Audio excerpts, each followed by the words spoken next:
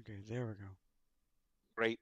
Thank you very much. Thank you, Ray. So I'm Joe Gratz. I am a partner at Dury Tangri, a law firm in San Francisco. Corinne Corinne.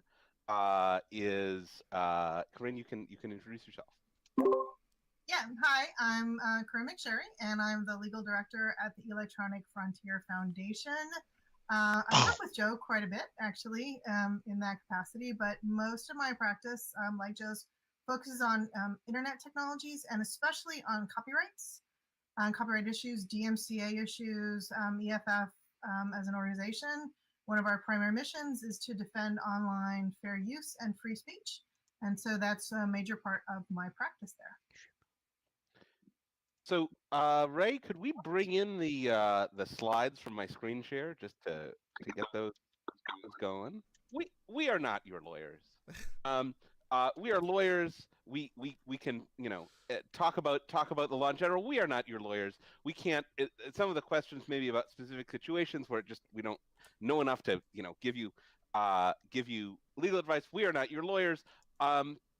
The other thing I want to mention, just while we can sort of see the slide, is I love you very much, but I won't be your lawyer, right? So, I would love to answer any questions that you've got here today. I know Corinne will as well. I mostly represent platforms rather than users. Corinne, on the other hand, represents users. So maybe Corinne would be your lawyer if there's a particular thing that um, that that makes sense for. Yes, but not today. Today I'm not. But not today. Right. All right. So now let me flip to the next slide just so you can see how big these get, and turn this over to Corinne to talk about. We just want to start with some basics on what's copyright, how is it different than other stuff, what are the rights that it gives you, and things like that. And Corinne's going to kick that off. Yeah, exactly. The idea today is we can answer more sophisticated questions later if you want, but we just want to start with just kind of a primer so that everybody's on the same page. There's a lot that people misunderstand about intellectual property law, and so based on that, we just want to clear things up and get us all on a good baseline.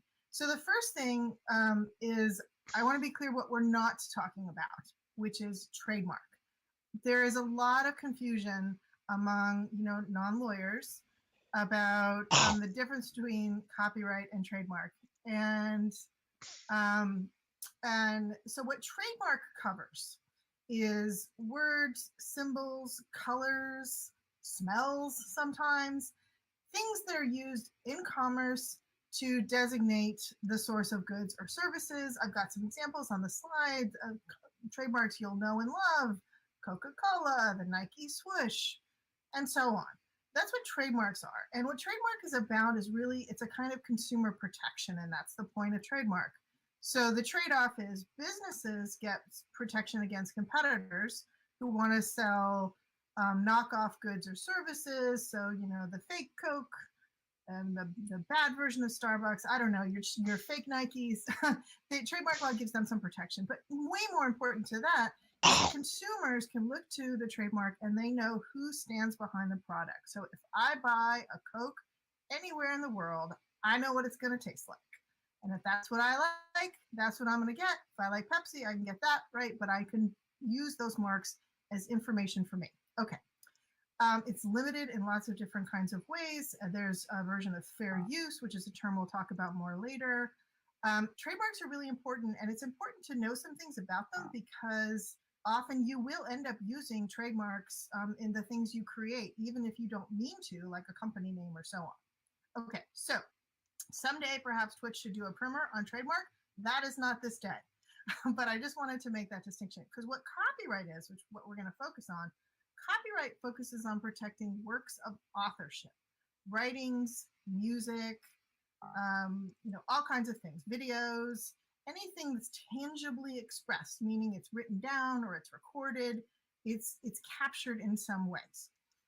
Copyright, as we're going to talk about more later, is also limited in a variety of ways, including fair use.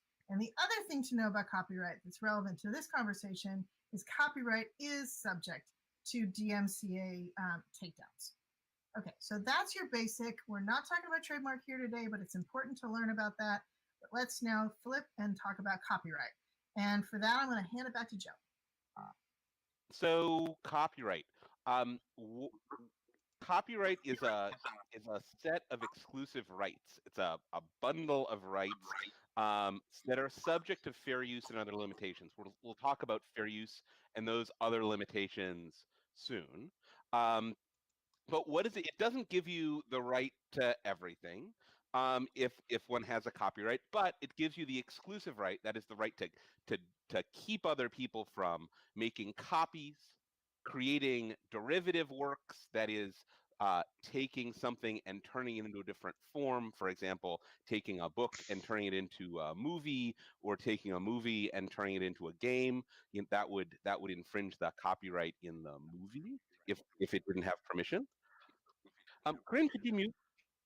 Um, Publicly perform some works, including musical works. That is to make them publicly available for a group to watch. Publicly display some works, including pictures, and to publicly perform sound recordings by means of a digital audio transmission. So copyright, those are the exclusive rights, and we sometimes talk about them as a bundle of rights because they all come together when a work is first fixed in when it's first written down or first recorded. They're originally owned by the creator, whoever is the person who is regarded as the author, the person usually who first writes them down. Sometimes in the case of people who are employees of a company, the author is the company, but they're originally owned by the author. But they're frequently transferred away to companies. You can transfer copyrights, and sometimes when one transfers a copyright, and this is sometimes counterintuitive, um, you can transfer away, or a person can transfer away all of their rights. So even the author themselves isn't allowed to use a particular video or song or whatever. And even the author may have transferred away their right to give other people permission to use that song or book or movie or video or whatever. And in those circumstances, it can be hard to know whether they have the right to tell you it's okay or not.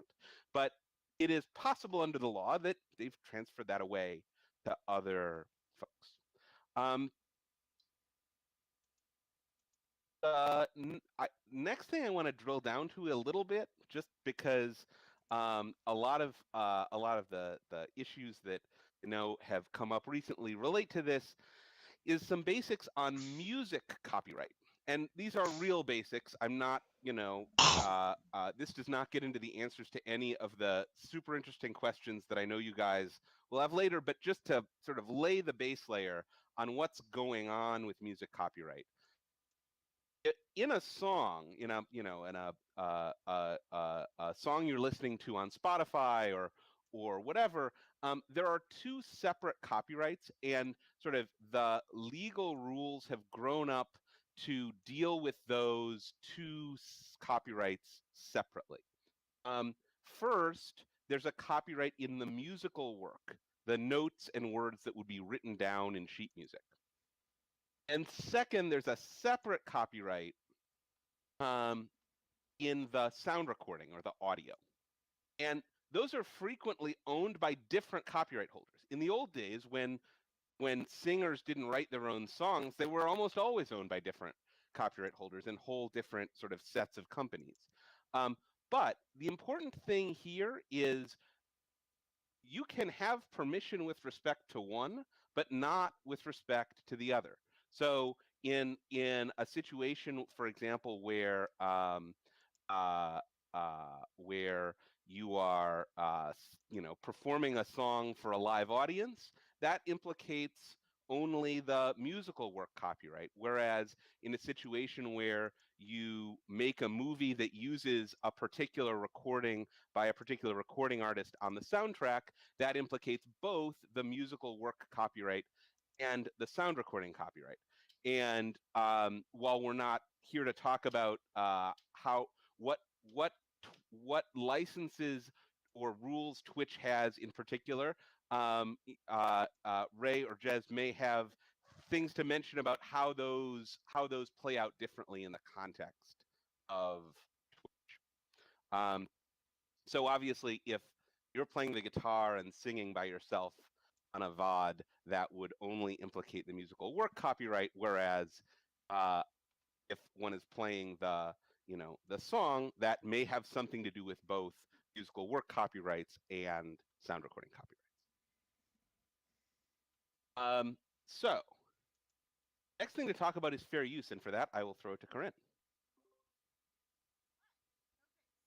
So from what Joe just said, you might be thinking, okay, well, among other things, that makes it really, really hard, even if I was trying to make sure I had all my permissions and licenses in order and I got everything. I was trying to do that. It might even be hard to know even who to ask, right? And how to do it. So it can be kind of complicated when it comes to music stuff in particular, which is why the concept of fair use is so helpful, because fair use means you don't need to ask permission because you're protected in a different kind of way. So fair use is a carve out. It's in section 107 of the Copyright Act if you want to look it up. But basically what the fair use doctrine says is there are a set of uses that are simply not copyright infringement. And that's a good thing, because we need, the idea behind fair use is you need to have some breathing space so that people can build on prior creativity, use things in new ways, including ways that maybe the original creator wouldn't have liked and wouldn't give permission for in the first place.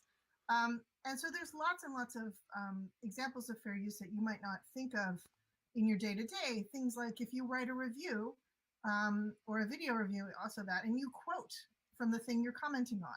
Fair use is what allows you to include that bit of the original work in your commentary. That's what fair use is protecting. But there's a million different other forms of fair use. And the other thing about fair use, and this is unlike other countries, in some countries they specify certain specific carve-outs, like a carve-out for research or a carve-out for education. We have some of those too, but we also have we have fair use, and fair use is very flexible. It applies to a lot of different kinds of uses. And what you do when you're trying to figure out whether something is or is not a fair use, and actually while courts often decide that, people often decide that too in their day-to-day practice. They have to, and there's lots of easy examples. But what you look at is 4 factors. First, you look at the purpose and character of the use. So basically there you're saying, am I taking the original work, am I using it in a new and different way? Am I using it for a commercial purpose or a non-commercial purpose? So a court's going to think about that when it's trying to figure out whether the use is fair. You look at the nature of the original copyrighted work. Is it more factual or is it more fictional? The more fictional it is, the more creative it is, the greater the copyright protection. If it's more factual, the copyright is what we call thinner. You also look at whether the work has already been published or not. You look at the amount of the portion used. Did you use more than you needed for your purpose? So if you're doing, for example, a review, maybe you only need to use a little quote and then you comment on it. But if you are maybe doing a parody, you might need to use a lot of the original work for your purpose, right? So the first factor and the third factor kind of go together. And then you look at the effect on the market for or the value of the copyrighted work. And this is a place where there's often a lot of confusion. The question is not, have you made fewer people want to buy that original work by being really critical of it, for example. So you, again, going back to the review example, if you are really critical of something and then that means that no one wants to buy that original thing, that's fine. That's not a copyright problem.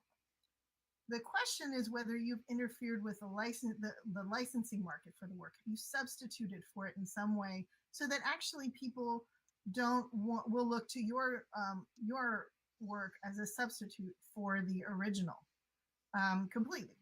And so that's how you think about market harm. So you look at those 4 factors together, and courts can't just sort of add them up like 2 out of 3, okay, or 3 out of 4, we're done.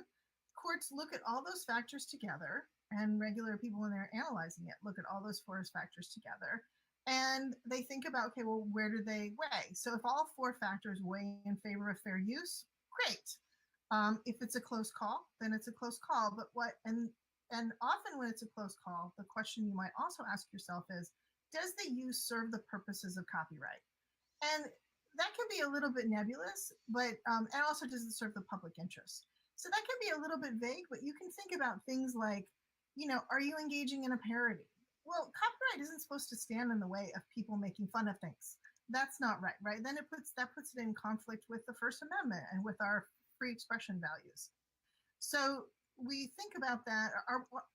Is your use really interfering with the original author being able to be compensated for their work and for their investment? Yes or no? So that fifth factor can run a bunch of different ways, but it's very much part of the analysis as well. So fair use can be confusing. There's lots of case law where people are trying to figure out the confusing examples, but there's lots of stuff that really isn't, that sort of sits on either black or white. So again, things like research, educational uses, quotations, that's pretty easy fair use. More complicated is, I don't know, you made a complete copy of a movie and just put it online. That's pretty obviously infringing. That's not a fair use. And then there's some stuff in between, and that's what we all fight over. Great. So I've seen, a bunch of this is about, we all hear about the term DMCA, right? So I want to talk a little bit about what this is and where it came from. The DMCA is the Digital Millennium Copyright Act of 1998. And it has a couple of parts, one of which is the one we're going to talk about today, Section 512.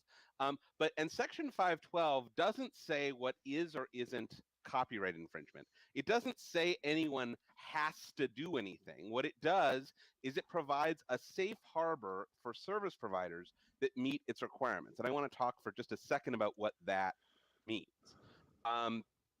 It means that if the DMCA didn't exist, it would be really hard or impossible, and Corinne may have even more to say about exactly what it would be like, to run a service online that allows people to post or use their own content or streams or videos or blog posts or tweets or whatever. And that's because people might infringe other people's rights in what they post, and the question is, what happens if they do?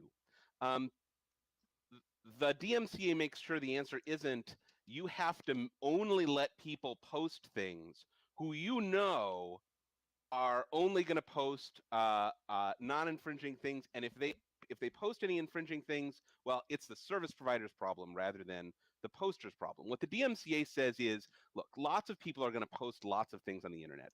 Everybody wants those things to be non-infringing, but if somebody posts something that's infringing, the copyright holder can come to the service provider and say, hey, that particular thing is infringing, could you take it down? And if they do take it down, the service provider can't be sued for copyright infringement damages with respect to that particular posting. It's a protection for service providers, but really it's a benefit for all of us, the users, because if the service providers weren't protected in that way, they might not be willing to offer the services they do. And Corinne, do you want to just say a few words about sort of the chilling effects that would exist if the DMCA wasn't around? Yeah, 100%. I mean, I think people have more mixed feelings about the internet today than they did 10 years ago, but about all the platforms that we have. But it's absolutely correct. Like, you wouldn't have, big and small. YouTube wouldn't have, Twitch wouldn't exist, I can assure you.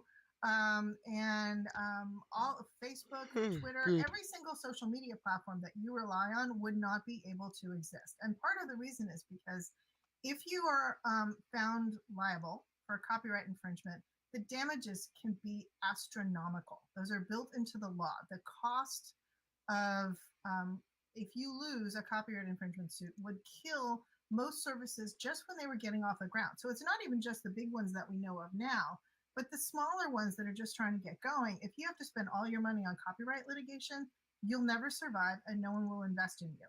And so that is just the sad reality. And it's not even just if you lose, it's also the litigation that you would have to engage in. What the DMCA did is it created these safe harbors so that service providers could even, grow at all. And I think it's very important for me. I always think about this, as I said before, it's not just the big ones. It's, your little local blog that you rely on. It's, the just every newspapers rely on this. Every single service that has anything with a comment section relies on the DMCA. So what do you have to do if you're a service provider to get the protection of the DMCA? It says a couple of things, two of which are important and come up sort of in situations that users encounter. One is the service provider has to remove the material identified in the notices, the specific material identified in the notice that came from the copyright holder. And that's, what we all know is the DMCA takedown. Now, obviously, they don't have to. The DMCA doesn't say they have to do anything. But if they don't, and it turned out to be infringing, they may be liable. And if they do, and it turned out to be infringing, they won't be liable for damages. And so most service providers take things down as a matter of course when they receive DMCA takedown notices. The other thing the DMCA says as a requirement for service providers, in order to get this safe harbor, in order to be able to operate these services without getting, sued every time some random person posts some random thing that turns out to be infringing, is that they have to have a repeat infringer policy. This is where strikes come in. Now, the DMCA itself doesn't talk about strikes at all. It doesn't contain the word strikes. What it says is every service provider has to adopt and reasonably implement, and here's the language from the statute, a policy that provides for the termination in appropriate circumstances of subscribers and account holders of the service provider system or network who are repeat infringers. Now, obviously, there's a ton of words in there that can be interpreted lots of different ways, and there are court cases about what does it mean to be a repeat infringer, what does it even mean to be an infringer, what are appropriate circumstances, what does it mean to reasonably implement a policy. But many service providers do this. They adopt and reasonably implement this repeat infringer policy by having a system of strikes by which every time there is a DMCA notice against a particular account, they may assign a strike so that they can keep track of who might be a repeat infringer and who should be considered for whom they should consider whether there are appropriate circumstances for termination. And the statute gives service providers some amount of leeway in exactly how they do that. It just has to be reasonable, and it has to be a policy providing for repeat infringers to be terminated in appropriate circumstances. I want to get quickly to our questions because I see we have a lot of them and they're awesome. The last thing I want to talk about before I get to the questions, because I think this may sort of help and clear things up just a little, is this one last slide, which is the timeline of DMCA 512C. And then we're going to talk about another piece of the DMCA, and then we'll get, I think, pretty quickly to questions. So turning to the timeline of what happens, if we could go to that slide. The first thing that happens is a user posts the material, right? And 512C, importantly, is about material that is stored at the direction of a user. That is stuff that's uploaded or posted, not generally stuff that is just sent through a pipe. So the first thing that happens is the user posts material. And any time later, the copyright holder or their agent can send a DMCA takedown notice. There isn't a requirement that they have to send it within a certain period. And weirdly, they may not even have to send it within the 3-year statute of limitations provided by the copyright laws. Although I think that's a question that it hasn't been conclusively resolved in the cases. But it does. The DMCA doesn't say when they have to send it. And then the DMCA says if they want the safe harbor, after that, the service provider has to remove the material expeditiously. How fast is that? Uh, the statute just says expeditiously. Many service providers remove it very quickly. There are some cases, including pending cases that I'm involved in, about exactly what expeditiously means in particular circumstances. All these things are things that lawyers dig down into. So then anytime later, after the removal, the user can send a counter notification. And the service provider then has to send that to the copyright holder. And not less than 10 or more than 15 business days later, unless a lawsuit is filed, the service provider restores the material. Now, Corinne, do you want to talk about counter notifications, what those are, why sometimes people send them and sometimes people don't? Sure. So a counter notice is basically, the way that I think of it is that you're kind of calling the copyright holder's bluff. So the copyright holder is accusing you of doing something illegal. They're accusing you of infringement. But these are just allegations, and they may very well not be true. So a counter notice is a process where you basically respond, and there's certain requirements that you have to meet, where you agree to, you say, this is not infringing X, Y, Z, and you agree to be, you're basically calling the copyright holder's bluff, and you're saying, so sue me. So you agree, and you say, I think this is not infringing.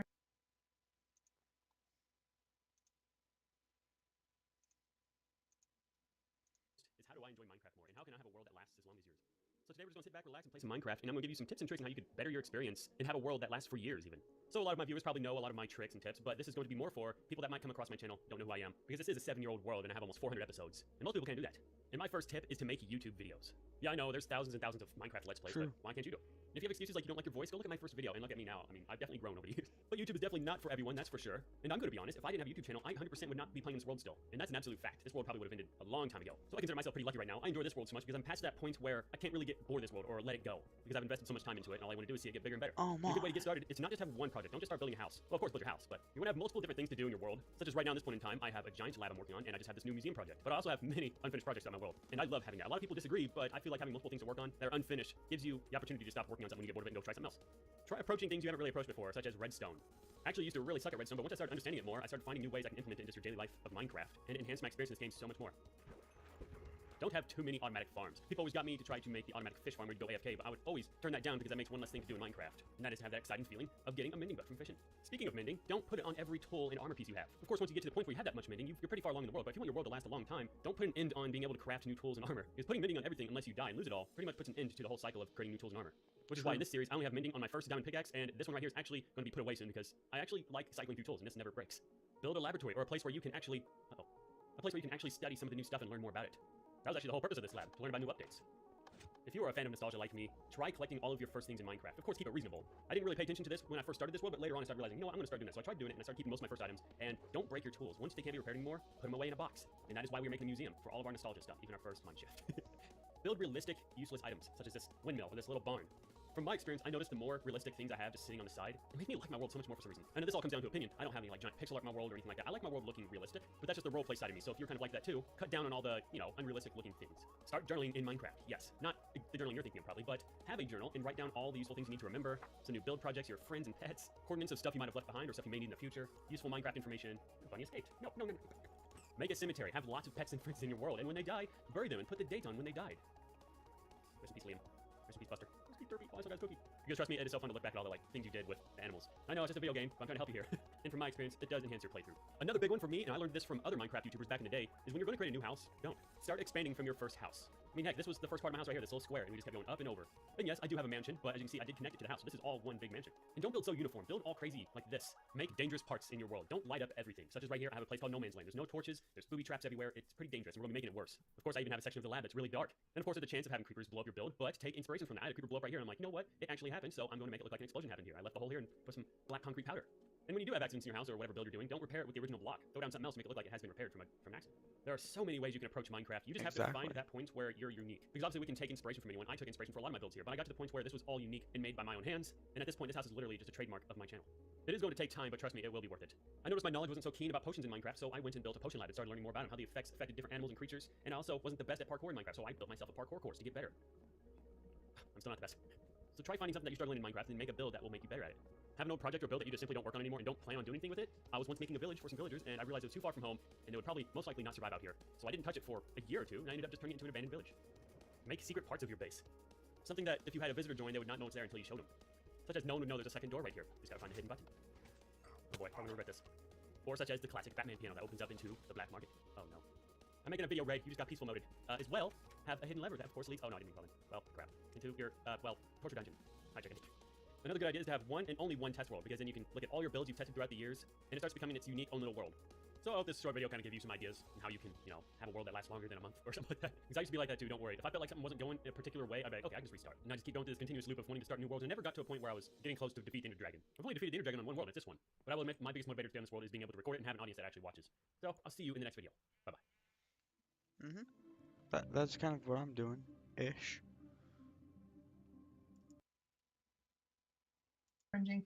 If you think it's infringing, if you really believe it, then fine, you sue me and I will agree to submit to that process. That part though is scary for people. Many people are not lawyers.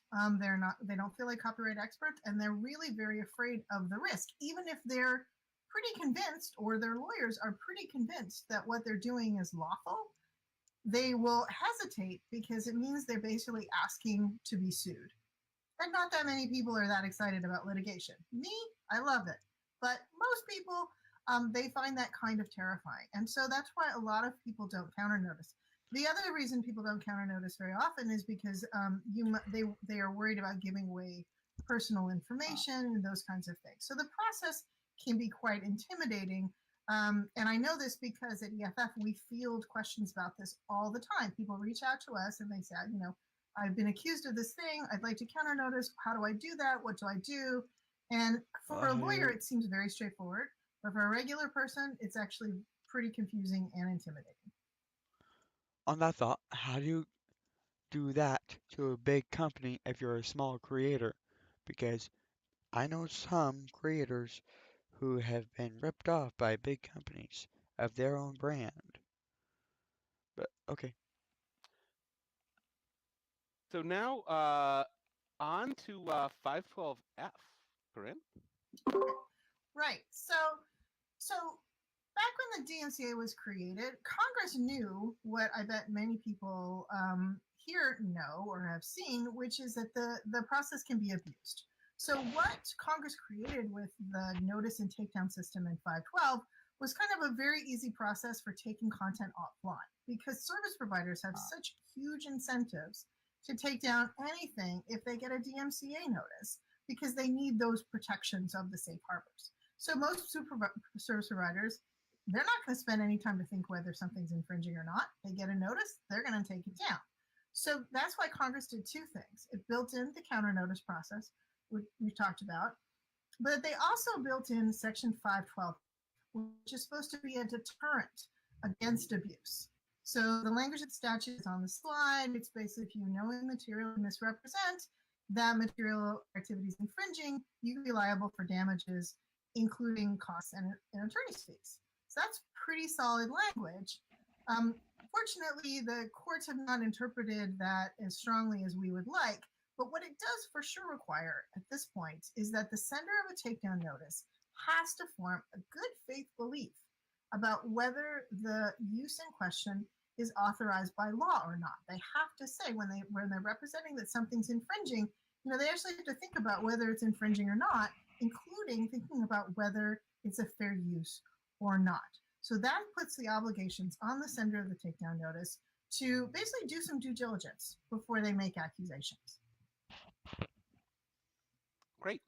So I think that is what we've got for our sort of intro to these things, and I hope we've answered at least some of the questions that I've seen coming in over the chat as we go. Can we turn then to questions from the group and see how many of these we can get through? Absolutely. I believe that we have a few that have come through, and they've all been great. Hey, chat, thanks for being fantastic and submitting these questions. We know this is important to all of us, so thank you so much. But yeah, now it's time for the Q&A.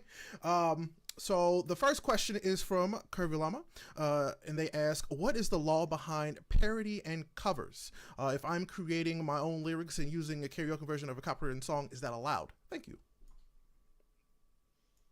Awesome question. Oh man, I just stopped my screen share and I screwed up your. You broke the whole thing, Joe. Right? I'm really sorry. Joe, you broke the whole thing. I broke the whole thing. So what is the law behind parody and covers, Corinne? I'm sorry. So our stream's still going, right? Yes, it is very much still going, but Joe broke it. I broke it. Here, let me screen share again. No, it's okay. All right, go ahead. Everything will be great. Cool. That's So look, let me say one thing. Joe and I will say general things. What we for sure are not going to do is on the fly fair use analysis of every different example. Okay, so we appreciate the questions. We just can't do it because, in fact, we're ethically not allowed to. So let me say that. But the general way of thinking about what you're doing is, if you want to think about whether something's a fair use or not, is if you're creating a new work. Are you doing something for a new and different purpose? Are you creating something new and different or not? Do you have a commercial purpose or not? So there isn't a simple yes/no answer. It's not like flipping a switch. It's rather a set of factors. Is your new work creative or not? And also, especially, are you interfering with the market for the original work? So it can get very So that's avoiding the question. complicated with music copyrights, as Joe can add on to, because of course there's more than one licensing market potentially for a musical work.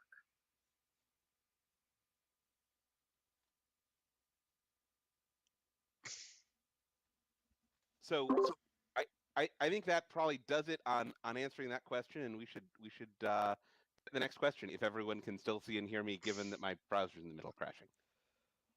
Yeah, don't worry, I'm fixing that for you. Okay, so the next question is, and this is a general one, what does DMCA mean?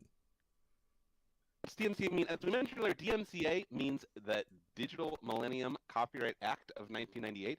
It was supposed to, back in 1998, just, fix all the problems that we were going to have with copyright on the internet, so we'd never have to think about them again. And, it's worked pretty well in some ways, but there are a lot of ways in which it hasn't, particularly, as Corinne was mentioning, in terms of notices being sent that shouldn't be. But the rules for that are getting clearer, including in some of the cases Corinne has done about that. Okay, Joe's being modest. It's also getting clearer in some of the cases that Joe has done about that. So credit where it's due. Yeah, that's right. I mean, the Digital Millennium Copyright Act it's really one of the pillars of the internet. And it's stopped Hollywood from being in the position of being able to dictate, what we would see online. We would live in a really, really different world if you had to go and get permission every time you wanted to host a piece of content. Just like we would live in a different world if we didn't have fair use. So if we didn't have fair use, you might have to go get permission every time you wanted to create something new. And in the United States, we try to do things in a little bit more balanced way so that we promote creativity by making sure authors get rewards for their work, but also make sure that we don't inhibit free expression by making it impossible to use those works in new and different ways. Excellent. Thank you both for those answers. I appreciate it. Well, the next one is actually for Jeremy. So Jeremy, let me flip this over and make sure that it still works for us. And almost. I was so close. So close. Hold on. My fingers crossed. Cross your fingers. And hold on. We should be able to go straight to Jeremy. So close. Dang.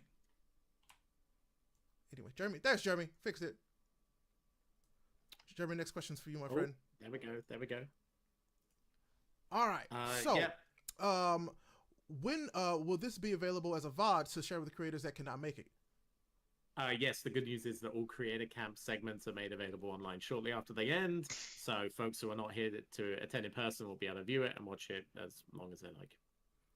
All right, we have another question for you, Jeremy. This is from someone in chat, as all these are. Is Twitch Sings going away permanently? Yeah, this is a good question. So, as we looked to the future, we decided that we wanted to invest in broader tools and services to help the music community on Twitch. And because of that, we made the difficult decision to close Twitch Sings on January 1st, 2021. So, yes, Twitch Sings is going away at the start of the new year. Gotcha. All right, well, it looks like we have a few more questions for Joe and Corrine. All right, so let's see what we have here. I'm going to transition back. Oh, well, that one worked. That's good. All right. So, the question for you two is, which music can we listen to then? Right, and I guess here's how I'd answer that question. You can listen by yourself to any music you want. The question is, what music can you use in streams or VODs? And that's a complicated question that is probably a question for Twitch folks rather than for external lawyers. You can listen to music.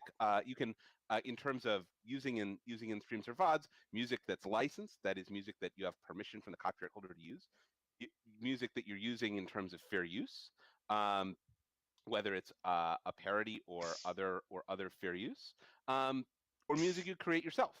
Other than that, and exactly what the licenses are is a question for Twitch, and unfortunately not a question I've got the answer to. I would just put in one quick plug, and then I agree that Twitch really has to answer it. But just in general, beyond the Twitch platform, but just in general, I want to put in a plug for Creative Commons. Because in fact, there's a lot of great music that is made available under Creative Commons licensing. And those are licenses where basically a creator has decided, I want my music to be more available to the world. And I don't want you to have to come to me for permission every time.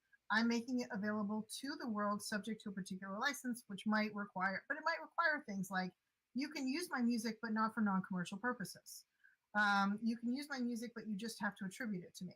So you do want to sort of, make sure that you're okay with what the license is for the music that you're using. But I would definitely check out cc.org and look at what they have available there, because there's actually a lot. And I think it's kind of great that there's this enormous creator community that is trying to kind of get outside of the web of, copyright restrictions and actually try to, make things a little more easily available to the world. And there's some creative related stuff coming up in the chat. One of the questions is, what about the public domain? What's that? So the public domain is the set of things that aren't covered by copyright at all. That's things that are older than, at least in the United States, in 1924 or older, things that fell into the public domain or rose up into the public domain in the middle part of the 20th century through certain failure of certain technical formalities, or things that people place in the public domain. But here's the thing. It is very rare that something is literally placed in the public domain, and there's sort of an argument about whether you can even do that on purpose. The way that people say that they want things to be used and they want things to be freely usable is by licensing them under Creative Commons licenses or the CC0 declaration, which is very, very close to being in the public domain. The other thing that came up sort of as a clarification on my answer to the last question was, well, if we have permission from the artist, does that solve the problem? And the answer is maybe. Depends on whether the artist is the owner of the copyright, right? If the artist is the owner of the copyright, then having permission from them to do whatever you're doing should address any copyright claim, whether the artist is one of the owners of the copyright in the particular work in question. But it can be hard to know. The artists themselves might not know. So while that's, usually a pretty good indication, it might not be 100%. And in a situation where, by the way, you have a permission from an artist who has the right to give you that permission, and you get a DMCA notice related to that anyway, that might be a great situation to consider whether it's an appropriate circumstance to send a counter notification, because that would be a mistake, right? And that would be a situation of mistake or misidentification, which is exactly what 512F, just exactly what the counter notification process is meant for. All right. So the next question I have for both of you is: so if someone made a remix from a copyright song, but the one who made the remix says that this is no problem if you listen to it, will you still get a copyright claim or something like that because the original is not copyright free?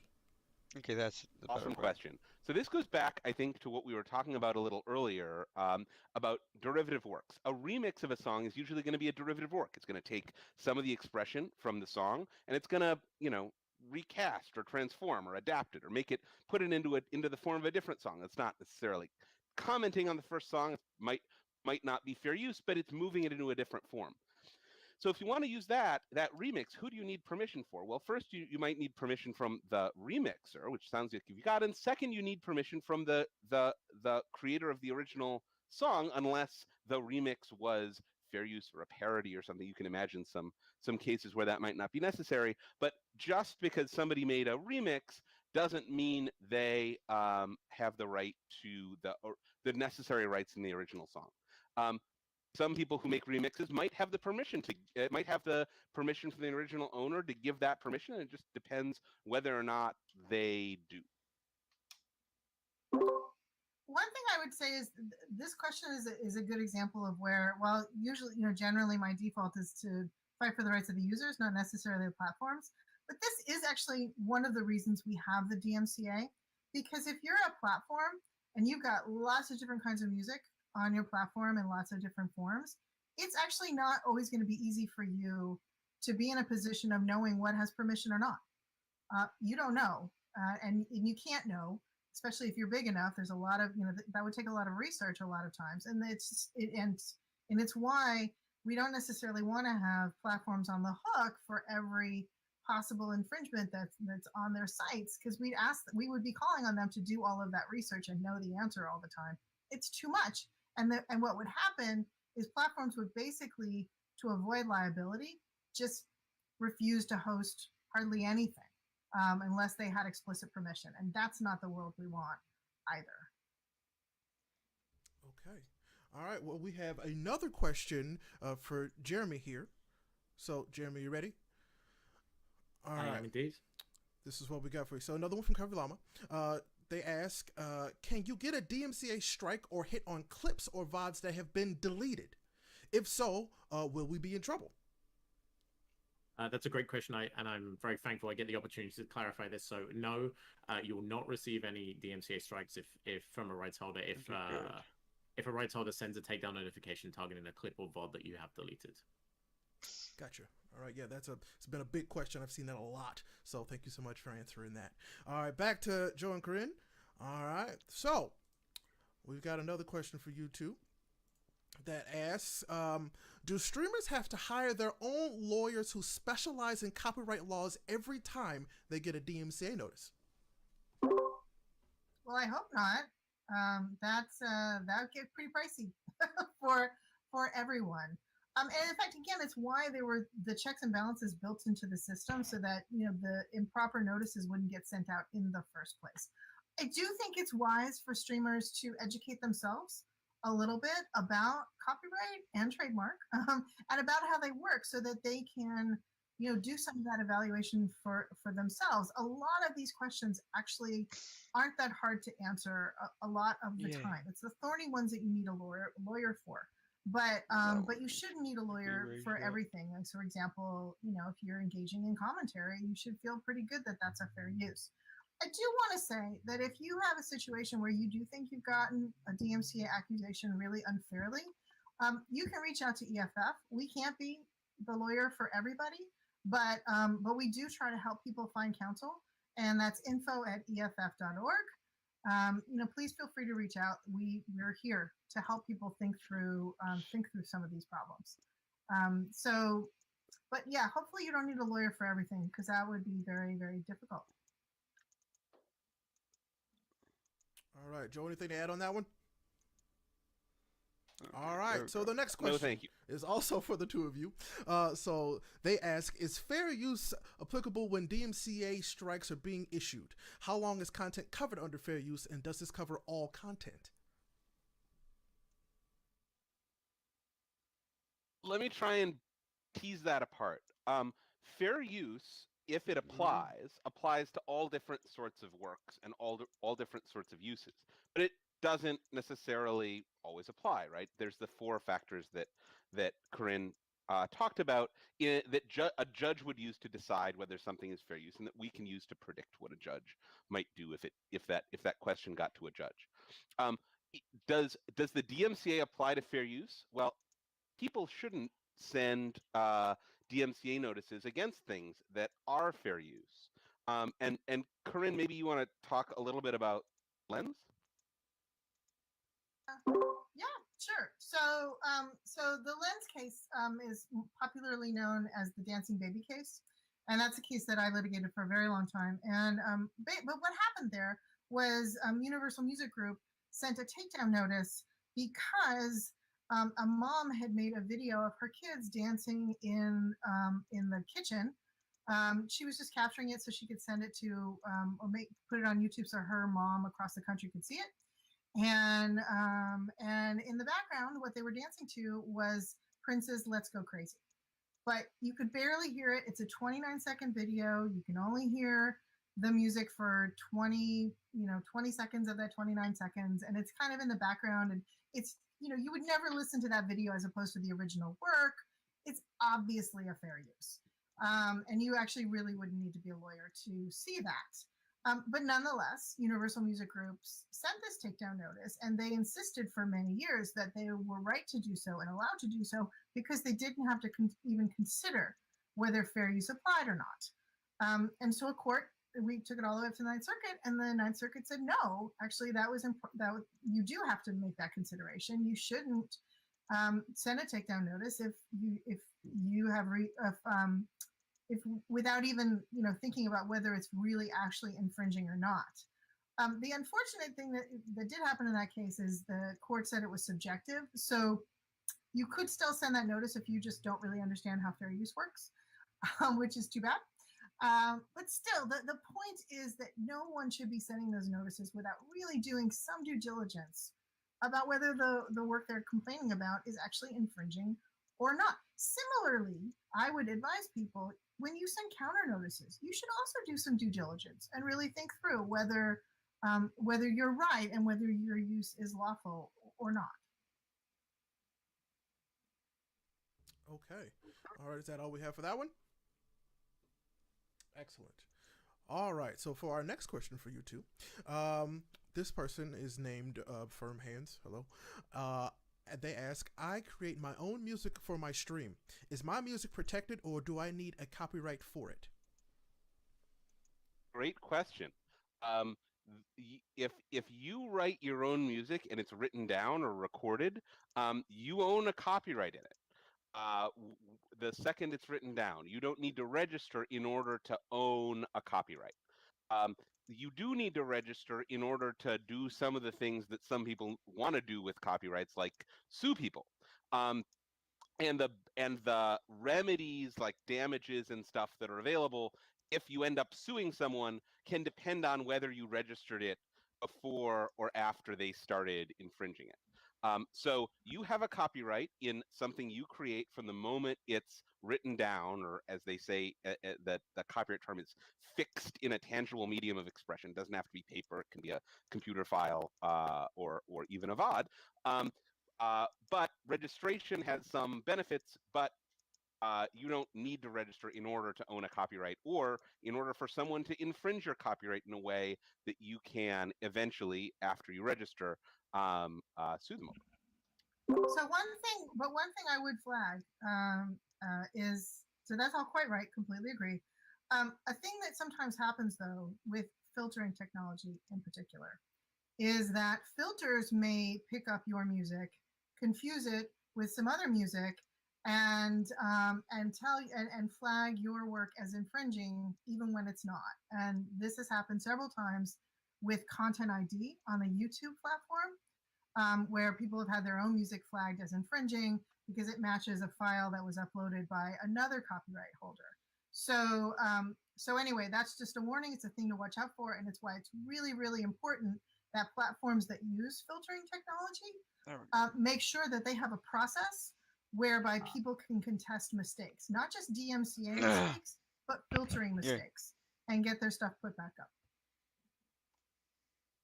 Okay, and so, for the sake of time, I know we have a lot to get done here, but we're not going to be able to get to every question today, and I'm really sorry about that.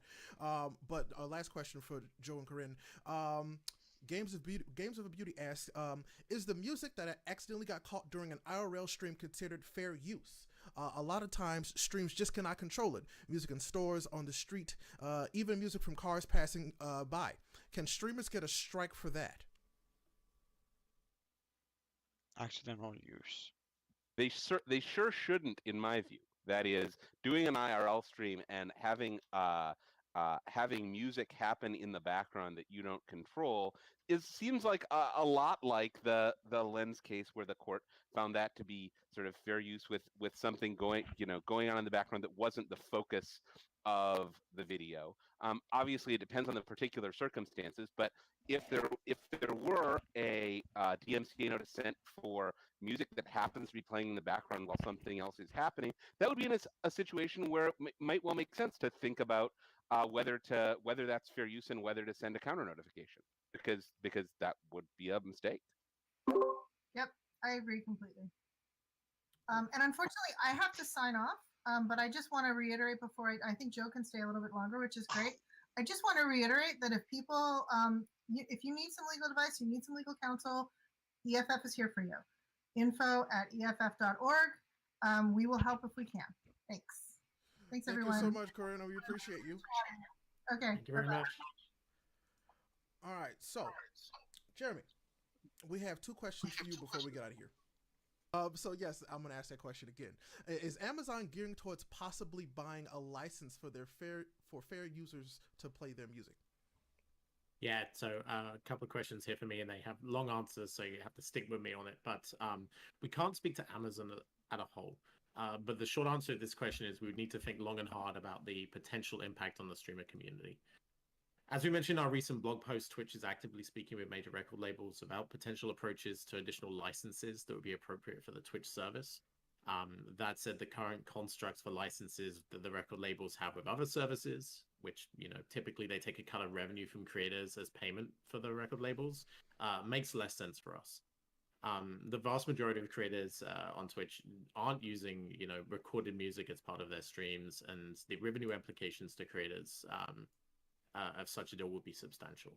So, to wrap up, I mean, we're open-minded to new structures that could work with Twitch as a unique service, but we must be clear that they will take time for us to work our way through, and they may not happen at all. In the meantime, we're focused on really building tools to help you better manage VODs and clips, providing licensed music options like Soundtrack while we explore all the options available to us. Gotcha. Thank you so much for answering that. And then just one more for you, and then we can get out of here, I promise. This question is really important. They ask, is there a strike system when it comes to DMCA on Twitch? If you're actively trying to not play DMCA content but keep getting hit, will it affect your Twitch account? Yes, so it will. Twitch maintains a repeat offender policy as part of our obligations around the DMCA, and we will terminate accounts if we receive multiple notifications that suggest that you as a content creator are being a repeat infringer. Sounds scary, but realistically, we encourage you to review the archive of content that you believe may infringe the rights of others.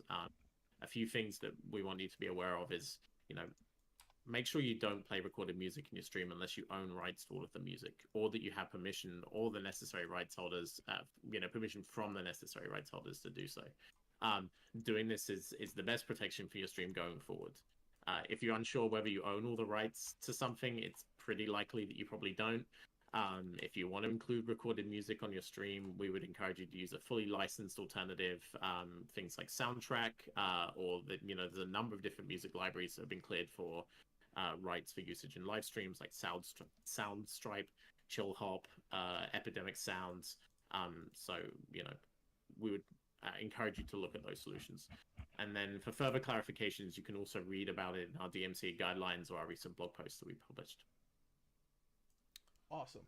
Well, hey, Jeremy, thank you so much. I really do appreciate it. I appreciate you for taking the time to be here. And again, to our special guests, thank you so much for being here as well. We truly do appreciate it. We appreciate all of your time. Joe, thank you. I really appreciate it. And Chad, thank you so much for being patient with us. I know there were a lot of technical difficulties with this stream, but we're trying something new with this format. And some things worked and not everything worked. But I really appreciate you guys for sticking with us. And I know we also didn't answer all the questions that we were given, but, due to the sake of time, it happens like that. But continue to check out the FAQ over on Creator Camp. They're going to drop that link in chat for you.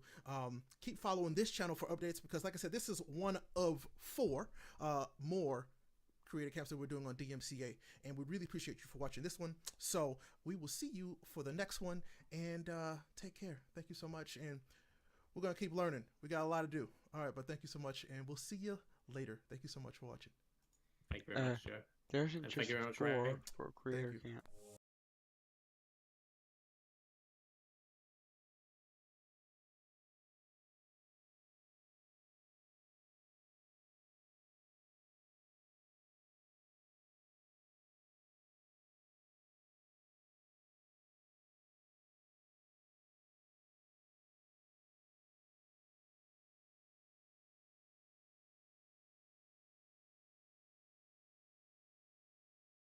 Okay. On that train of thought, what should I play? What's popular with me? I saw Overwatch was free. As a big sucker for stuff, but how about Diablo Immortal?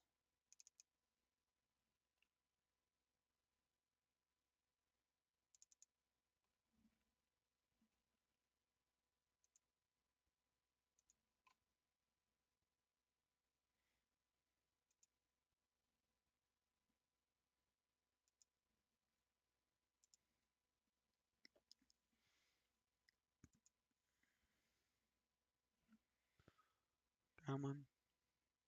Video producer. Stream manager. Edit.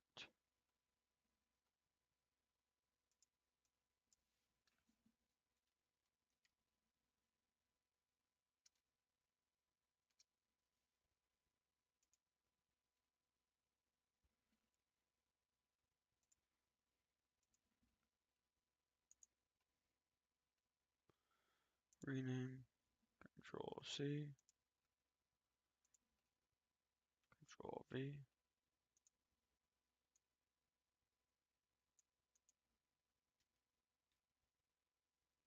Control V. Done. There we go.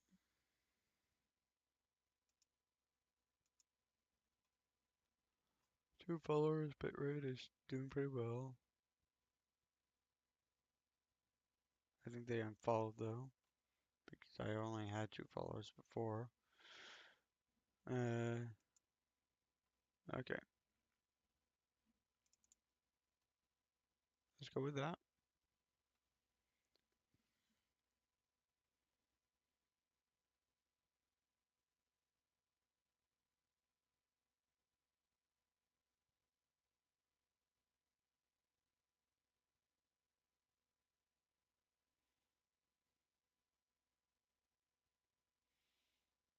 Yeah, I love all of those overlays.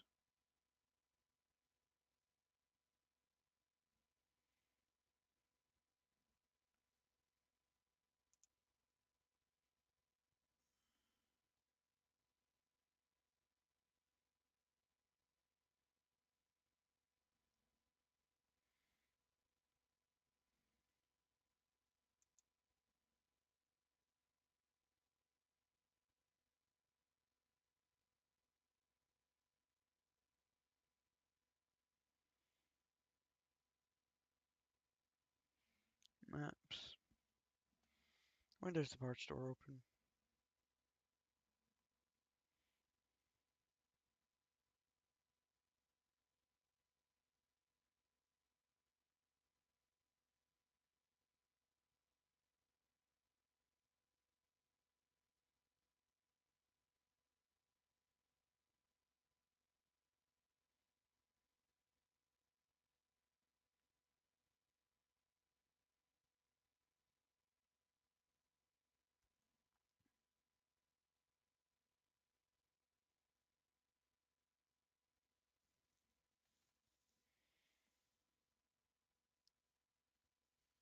Okay, in the next hour.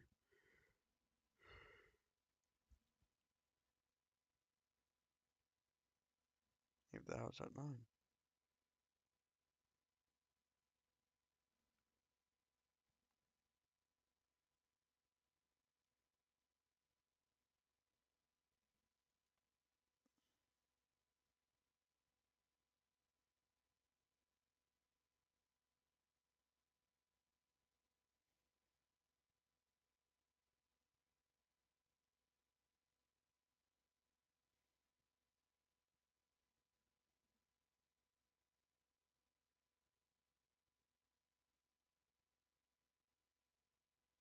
Yeah, 10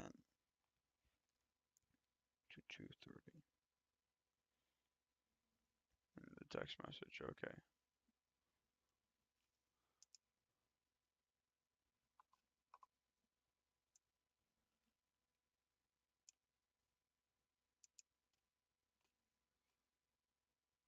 Oh, wait a minute. It doesn't have enough space. So, let's just go for a hit meme. Because I know that has enough space.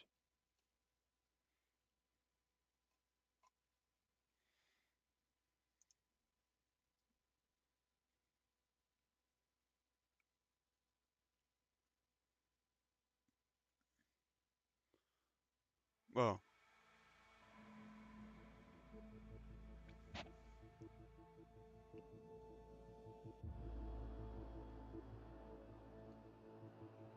okay.